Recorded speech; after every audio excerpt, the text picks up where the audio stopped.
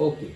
Now, after initial mass and gravitational mass, we are going to discuss gravitational field. क्या? Gravitational field discuss करने वाले हैं हम. So ये gravitational field क्या है? तो ग्रेविटेशनल फील्ड याद रखने के लिए तुम ऐसा ही समझने के लिए तुम यही समझ सकते हो जैसे कि मैग्नेटिक फील्ड होती है.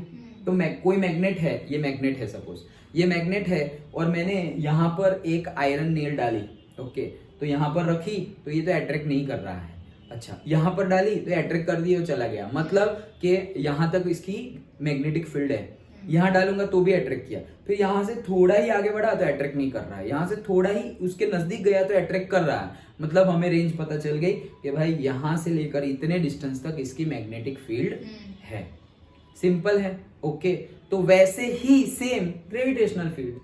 तो जैसे हर मैग्नेट की मैग्नेटिक फील्ड होती है, वैसे ही जिसका भी मास हो तो उसी को हम तो ऑब्जेक्ट बोलेंगे ना. ओके, मैटर बोलेंगे. What is matter? 9th class वाला. सो जो जिसका मास हो और जो स्पेस ऑक्यूपाई करे वो मैटर है. ओके, सो जिसका भी मास हो और जो भी मैटर हो, सभी मैटर का मास तो होगा ही. सो जो भी मैटर हो उसको, मतलब जो भी मास है, ओके, उसका ग्रेविटेशनल फील्ड होगा.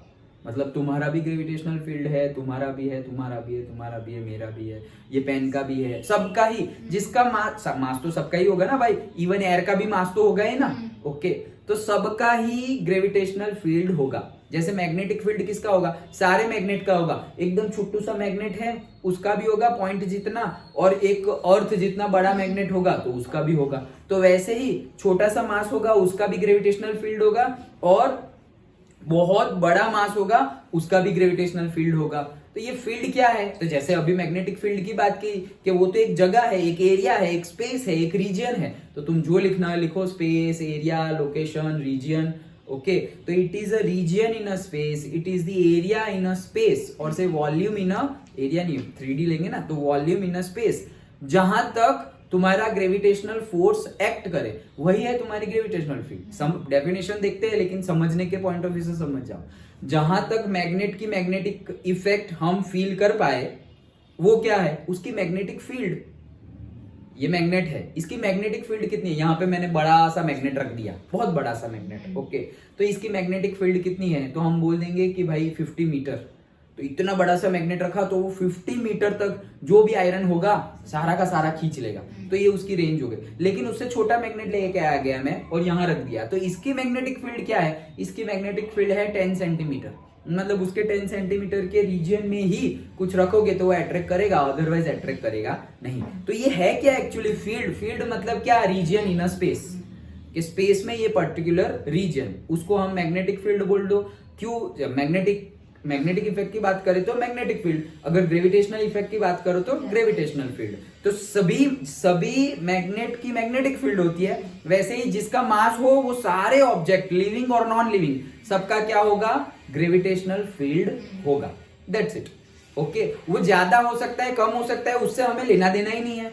हम तो सिर्फ एरिया की बात, वॉल्यूम की बात कर रहे हैं, रीजन की बात कर रहे हैं कि जो रीजन में ग्रेविटेशनल फील्ड एक्ट करे वही रीजन को, वो ऑब्जेक्ट का ग्रेविटेशनल फील्ड बोला जाता है. सिंपल है. चलो डेफिनेशन देखते हैं. It is the region of space around an object. मतलब ऑब्जेक्ट के अराउंड में जो रीजन होगा वो, in which every other object experiences an attractive force. मतलब बाकी के सारे ऑब्जेक्ट एट्रैक्टिव फोर्स उसको फील करेंगे वो ऑब्जेक्ट की वजह से. बस दैट्स इट. जो हमने समझा उसी को इंग्लिश में लिखा हुआ है अच्छे सेंटेंस में. क्या? कि it is a region in space. तो ये कौन सा रीजन है? In which every other objects can feel that gravitational force. और से ग्रेविटेशनल फोर्स मतलब अट्रैक्टिव फोर्स. वो तो हमने समझा था, it can never be repulsive force, always attractive force ही होगा ग्रेविटेशनल फोर्स. सिंपल है. Okay, so it is the region in a space in which every other objects feel that attraction force. तो वो है हमारी gravitational field. Simple. Okay, that's it. अभी suppose जैसे कि हम है, तो हम अर्थ का जो ग्रेविटेशनल फील्ड होगा उसके अंदर है, इसीलिए तो हमारे ऊपर अर्थ का ग्रेविटेशनल फोर्स लगा हुआ है. हम लगे हुए हैं अर्थ के ऊपर, अदरवाइज उड़ जाते हम. ओके, जैसे कि मून है, तो भाई मून भी अर्थ की ग्रेविटेशनल फील्ड के अंदर ही आता है, इसलिए मून के ऊपर अर्थ का ग्रेविटेशनल फील्ड लग रहा है। लेकिन मैं बोलूं कि सैटर्न, तो सैटर्न अर्थ की मतलब शनि ग्रह, ओके, सो वो अर्थ की ग्रेविटेशनल फील्ड के अंदर आता नहीं है, इसीलिए सैटर्न अर्थ के अराउंड में मून के जैसा घूमता नहीं है, सिंपल। लेकिन सैटर्न आता है सन के ग्रेविटेशनल फील्ड के अंदर, इसीलिए वो सन के अराउंड में घूम रहा है। हम भी आते हैं सन की, अर्थ मतलब हम भी अर्थ, देखो हम अर्थ को रिप्रेजेंट कर रहे हैं, प्राउड मोमेंट अच्छा, सो हम भी आते हैं सन की ग्रेविटेशनल फील्ड के अंदर, दैट्स व्हाई अर्थ रोटेट कर रही है अराउंड दी सन, सिंपल है, ओके। सो जैसे कि ये अर्थ है, ओके, ये समझ गए आप, ओके, चलो अब जैसे कि ये इसकी डायरेक्शन क्या होगी, इसकी डायरेक्शन ग्रेविटेशनल फील्ड तो सभी मास की होगी, तो उसकी डायरेक्शन क्या होगी, ओके, तो उसकी डायरेक्शन होगी always towards that particular object जिसकी वजह से ग्रेविटेशनल फील्ड है। जैसे कि मेरी वजह से मैं बहुत ज्यादा अट्रैक्टिव हूं, तो तुम लोग मेरी तरफ अट्रैक्ट होंगे, तो डायरेक्शन क्या होगी, तुम्हारे से मेरी तरफ, ऐसे, तो ऐसे नहीं होगी। ऐसे कब होगी, जब मैं तुम्हारे टुवर्ड्स में अट्रैक्टिव हूं, जब मैं तुम्हारे टुवर्ड्स में अट्रैक्टिव हूं तो ऐसे डायरेक्शन होगी, और अगर तुम मेरी तरफ अट्रैक्टिव हो तो ऐसे डायरेक्शन होगी। डायरेक्शन की बात चल रही है, अदरवाइज ये तो फील्ड है, ये तो रीजन है, रीजन की थोड़ी डायरेक्शन होती है। लेकिन अगर हमने ऑब्जेक्ट रखा तो उसके ऊपर फोर्स लगने वाला है, कौन सा फोर्स, ग्रेविटेशनल फोर्स, उसकी डायरेक्शन की बात कर रहे हैं, ग्रेविटेशनल फील्ड की डायरेक्शन की बात नहीं कर रहे। ग्रेविटेशनल फील्ड तो भाई एरिया है, वॉल्यूम है, स्पेस है, रीजन है, तो रीजन में थोड़ी डायरेक्शन होता है। लेकिन अगर तुमने उसके अंदर रखा ऑब्जेक्ट, वो ग्रेविटेशनल फील्ड के अंदर कुछ आ गया, ओके, तो उसके ऊपर फोर्स लगेगा, और फोर्स तो स्केलर क्वांटिटी नहीं है, फोर्स तो वेक्टर क्वांटिटी है, तब हम डायरेक्शन की बात करेंगे। डन। तो देखो ये हमारा छोटा सा मास है m, ओके, तो इसको हम बोलते हैं टेस्ट मास। क्यों टेस्ट मास बोलते हैं, क्योंकि हम टेस्ट करने जा रहे हैं कि अर्थ की ग्रेविटेशनल फील्ड के अंदर में वो आता है या नहीं आता। तो ये अर्थ है, और अर्थ के अराउंड में हमने कोई मास m रख दिया छोटा सा, जिसको हम टेस्ट मास बोलते हैं, तो वो टुवर्ड्स द अर्थ अट्रैक्ट होगा। तो क्योंकि अट्रैक्शन फोर्स किसका ज्यादा होगा, ये भी अर्थ को अट्रैक्ट कर रहा है, अर्थ भी उसको अट्रैक्ट कर रही है, इसका भी ग्रेविटेशनल फील्ड है, इसका भी ग्रेविटेशनल फील्ड है, बट इसका ज्यादा होगा क्योंकि उसका मास ज्यादा है। तो मास ज्यादा है, इसीलिए वो कौन से मतलब कहां पर उसकी डायरेक्शन कौन सी होगी, ये अट्रैक्टिव फोर्स की, टुवर्ड्स द अर्थ, ओके, तो इसीलिए हमने टुवर्ड्स द अर्थ ऐसे अट्रैक्टिव फोर्स लगाया है, ओके। फिर अगर उसको मैं यहां रख दूं तो भी टुवर्ड्स द अर्थ ही होगा, यहां रख दूं टुवर्ड्स द अर्थ, कहीं पर भी रख दो टुवर्ड्स द अर्थ ही होगा, क्योंकि अर्थ खींच रही है ना भाई उसको, अर्थ खींच रही है तो अर्थ के टुवर्ड्स में ही होगा, सिंपल है, ओके। तो वो हमारा हो गया टेस्ट मास। अभी अगर हमें उसका ही मतलब जो हमारा ग्रेविटेशनल फोर्स है, ओके, उसका फॉर्मूला अगर हम लगाए, so F net is equals to say G M not divided by, ये हम अभी बाद में समझते हैं, पहले ये समझ लेते हैं कि अगर कोई भी फील्ड है, ओके, मतलब कोई भी ग्रेविटेशनल फील्ड है, उसमें अगर मुझे मेजर करना है कि कितना मास है पर्टिकुलरली, ओके, तो वो फोर्स कैसे डिफाइन करेंगे। देखो जैसे कि ये क्या है, फोर्स ही है, फोर्स लगेगा, ग्रेविटेशनल फोर्स। तो सपोज मान लो कि ये मेरा मास है, ओके, और मुझे वो मास की वजह से ये पी पॉइंट पर कितने पी पॉइंट तक ग्रेविटेशनल फोर्स लग रहा है या नहीं लग रहा है वो चेक करना है। ये मास है, वो मास की वजह से ये पी पॉइंट है, वहां पर ग्रेविटेशनल फोर्स लग रहा है कि नहीं लग रहा है, पहले वो चेक करना है, और अगर लग रहा है तो कितना लग रहा है वो चेक करना है। Understood, okay. तो क्या करेंगे, ग्रेविटेशनल फोर्स का फॉर्मूला लगाएंगे। अगेन ये क्या है हमारा टेस्ट मास, जैसे यहां पर टेस्ट मास था, टेस्ट मास क्यों, क्योंकि टेस्ट करने के लिए चेक कर रहे हैं हम कि भाई अर्थ का ग्रेविटेशनल फील्ड यहां पर लग रहा है या नहीं, तो तुमने उसका मास का यूज किया। अब वो मास तुमने यहां पर रखा, अर्थ के ग्रेविटेशनल कहीं पर भी रखा, अगर वो टुवर्ड्स द अर्थ अट्रैक्ट हो गया, दैट मींस के अर्थ का ग्रेविटेशनल फील्ड उतने डिस्टेंस तक काम करता है, ओके। फिर उससे दूर रखो, यहां रखो, ओके, और वो अट्रैक्ट नहीं हो रहा, मतलब कि अर्थ का ग्रेविटेशनल फील्ड इतने डिस्टेंस तक काम नहीं करता, यहां पर नहीं करता, यहां आ गए तो अट्रैक्ट हो गया, मतलब करता है। Done, okay. सो अगर हम नेट फोर्स निकाले, ओके, तो नेट फोर्स कितना होगा, say G M divided by M not divided by R square, okay, G M into M not divided by R square. ये एम क्या है? Mass of the earth. M not क्या है? जो हमने टेस्ट मास लिया हुआ है वो, उसका मास हमें नहीं पता, उसका मास हमें पता नहीं है, डिवाइडेड बाय आर स्क्वायर। यहां पर एफ नेट लिया हुआ है। एफ नेट का मीनिंग क्या होता है? अगर एक ही मास होगा तो उसके ऊपर तो सपोज एक फोर्स लग रहा है, लेकिन डिफरेंट डिफरेंट मास हुए तो हमें, जैसे हम पहले पढ़े थे, सुपरपोजिशन प्रिंसिपल लगाना पड़ेगा।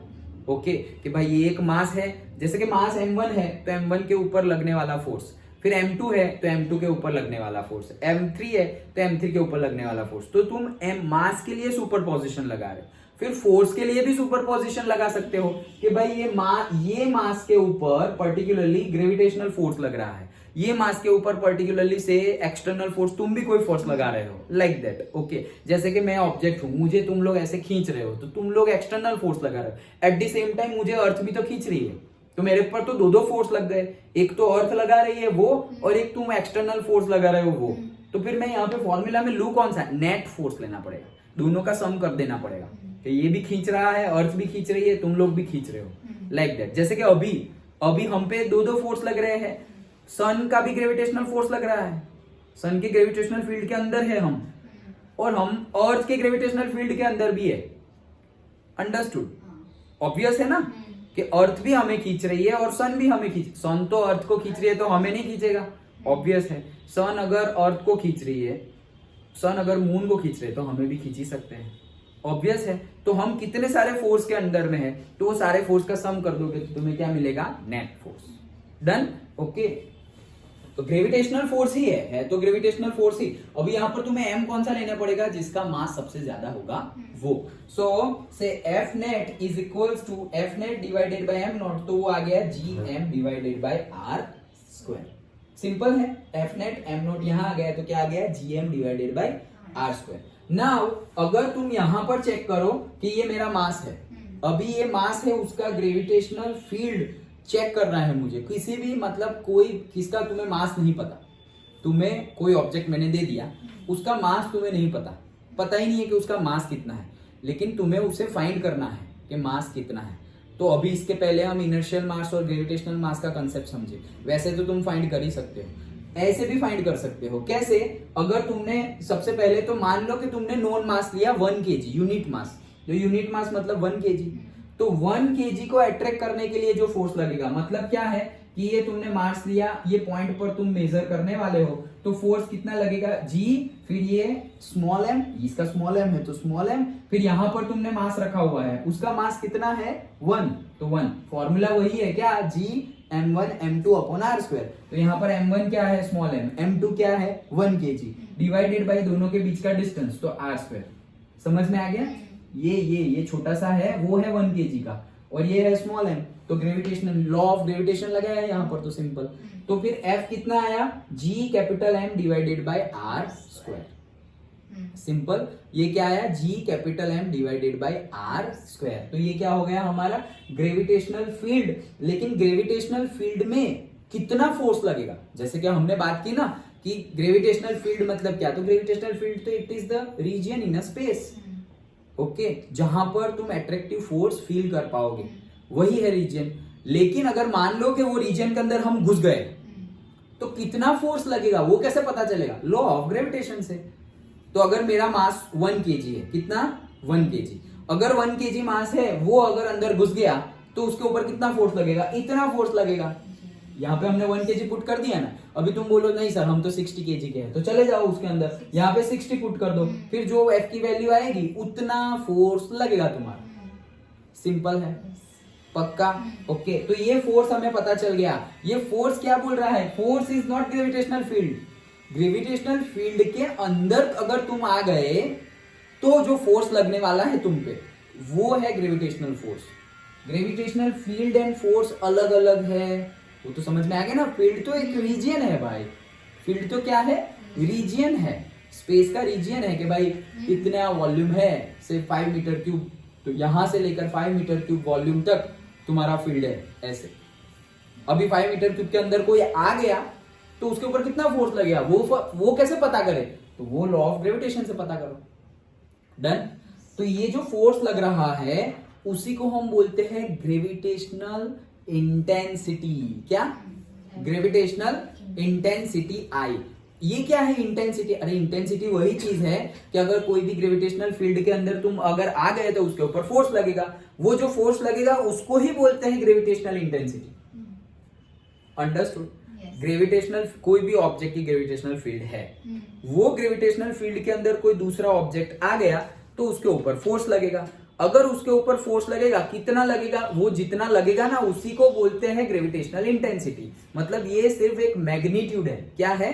मैग्नीट्यूड। कि भाई फोर्स तो लगेगा, कितना लगेगा? gm divide by R square. ये फोर्स को ही बोलते हैं ग्रेविटेशनल इंटेंसिटी। डन? ओके, तो ये हो गया हमारा फोर्स। तो ये फोर्स को ही बोलते हैं ग्रेविटेशनल इंटेंसिटी, तो उसको डिफाइन करते हैं हम आई से। ओके, तो ये फोर्स वही है gravitational intensity, that's why intensity को डिफाइन कर लिया हमने आई से, डिनोट कर दिया। So I is equals to GM by R square. F is equals to GM by R square मिला, तो ग्रेविटेशनल इंटेंसिटी भी क्या है? GM divided by R square. Understood? पक्का? अब देखो ये दिखा दिखा लग रहा है, यही फॉर्मूला हमने डिराइव किया था acceleration due to gravity small g के लिए, that is GM by R square. दो formula acceleration due to gravity के डिफाइंड किए थे, एक तो ये जीएम बाय आर स्क्वायर और दूसरा वो जीएमआर ओमेगा रो वाला, जहां पर रो गिवन होगा। ओके, तो कैसे रो वाला निकाला था कि सपोज मास है तो मास को हमने लिख दिया था क्या? से density is equals to mass by volume, so mass is equals to volume into density. तो वो rho V cube 4/3 pi R cube और रो वाला निकाला था, याद आया? तो एक्सेलरेशन ड्यू टू ग्रेविटी के दो फॉर्मूला निकाले थे, उसमें से जो एक फॉर्मूला था GM by R square, ditto वही फॉर्मूला है। So acceleration due to gravity ही तुम्हारी क्या है? फोर्स, मतलब ग्रेविटेशनल फोर्स, वही क्या है तुम्हारा? Gravitational intensity. सेम। अंडरस्टूड? पक्का समझ में आ गया? ओके, नाउ अगर एट दी सरफेस ले, अगर हम अर्थ की सरफेस ले तो अर्थ की सरफेस पे ये डिस्टेंस कितना होगा? अर्थ की रेडियस जितना ही होगा। अर्थ के सरफेस पर अगर हम बात करें तो अर्थ की सरफेस पर ये आर कितना होगा? डिस्टेंस अर्थ की रेडियस जितना। तो अर्थ की रेडियस को यहाँ पे हम रख दे तो जीएम बाय आर स्क्वायर, तो वो तो जो था वही है। मतलब हम बोल सकते हैं कि intensity, gravitational field intensity is equals to the acceleration due to gravity G. Done? Okay, तो ये हमने क्या किया कि भाई कोई भी मास, मतलब पहले तो हमने क्या बोला यहाँ पर, अभी और थोड़ा डिस्कस करते हैं फिर रिवीजन करते हैं। ओके, और आगे अब देखो कि अगर ये तो मैंने बोल दिया कि ये जो मैंने मास रखा हुआ है वो नॉन मास था, कितना? 1 kg, तो इसलिए मैंने यहाँ पे 1 पुट कर दिया। मेरा नॉन मास ना हो तो, जैसे कि तुम लोगों की कोई, तुम चारों को मिला के एक ग्रेविटेशनल फील्ड है और मैं वो ग्रेविटेशनल फील्ड के अंदर आ गया, तो मेरे ऊपर ग्रेविटेशनल फोर्स लगेगा, वही फोर्स को मैं बोलूंगा ग्रेविटेशनल इंटेंसिटी। ओके, वो कितनी होगी? तो फॉर्मूला में वैल्यू पुट करनी पड़ेगी। तो अगर मैं 1 kg का हुआ तो फॉर्मूला यही आ जाएगा जीएम बाय आर स्क्वायर।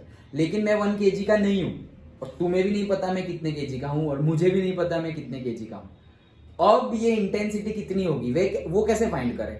वो फाइंड कर सकते हैं। कैसे फाइंड कर सकते हैं? देखो, हमने निकाल लिया एफ नेट, फिर जो फॉर्मूला है वो सेम चीज ही लगा रहे हैं, सिर्फ 1 नहीं लिखेंगे हम।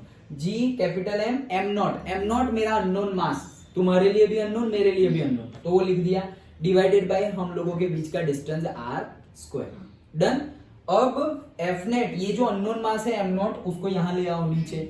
सो F net by M naught आ गया, that is equals to GM by R square. देखो ये जीएम बाय आर स्क्वायर ही क्या है? Gravitational field intensity. तो भले ही मेरा मास नोन होता तुम्हारा 1 kg, तब तो तुमने निकाल लिया फॉर्मूला, ये फॉर्मूला से तुम फाइंड कर सकते हो। लेकिन ऑब्जेक्ट का मास नोन ना हो तो भी तुम्हारा फॉर्मूला क्या आ गया? GM by R square. वो कैसे मिलेगा? F net divided by M not करके। तो ग्रेविटेशनल फील्ड इंटेंसिटी की वैल्यू ये तो है ही, लेकिन साथ साथ में F net by M not भी है। ओके, तो अभी मैं बोलूं कि मेरे ऊपर कितनी ग्रेविटेशनल फील्ड इंटेंसिटी लगेगी। चलो अब हो गया सब कुछ, अब क्विक रिवीजन देख लेते हैं, मतलब रिवीजन देख लेते हैं आराम से। पहला हमने समझा क्या ग्रेविटेशनल फील्ड क्या है, वो समझा। फिर से हाँ, अभी जो पूरा भी अगर थोड़ा भी मिसमैच हो गया हो, कंफ्यूजन हो, तो अभी क्लियर हो जाएगा, डाउट्स हो तो पूछ लेना। सबसे पहले हमने देखा कि भाई ग्रेविटेशनल, वो आगे की थियरी, इस थियरी में सबसे पहले हमने देखा कि ग्रेविटेशनल फील्ड क्या है। तो तो जैसे मैंने पहले समझाया कि जैसे मैग्नेट की मैग्नेटिक फील्ड होती है, वैसे ही कोई भी मास हो, कितना भी कम मास हो, भले ही 1 ग्राम का हो, 1 मिलीग्राम का हो, कितना भी छोटा सा मास हो, उसकी ग्रेविटेशनल फील्ड होती है। अच्छा, तो ग्रेविटेशनल फील्ड है क्या मतलब? तो ग्रेविटेशनल फील्ड क्या, जैसे मैग्नेट की मैग्नेटिक फील्ड पर्टिकुलर रीजन तक काम करती है, उसके आगे काम नहीं करेगी, उसके अंदर काम करेगी, वैसे ही ग्रेविटेशनल फील्ड भी उसके रीजन में ही काम करते हैं। जैसे हमने बोला कि अर्थ के रीजन के अंदर हम है, अर्थ की ग्रेविटेशनल फील्ड के रीजन के अंदर हम है, इसलिए हमारे ऊपर ग्रेविटेशनल फील्ड की इफेक्ट होती है, ग्रेविटेशनल फोर्स लगता है अर्थ का। मून भी वो रीजन के अंदर ही है, इसलिए मून पर भी अर्थ का ग्रेविटेशनल फोर्स लगता है। लेकिन हमने सैटर्न ले लिया, जुपिटर ले लिया, वो अर्थ की ग्रेविटेशनल फील्ड के अंदर नहीं है, इसलिए उनके ऊपर अर्थ का ग्रेविटेशनल फोर्स नहीं लगता, क्योंकि फील्ड के बाहर है ना वो लोग। सिंपल है। तो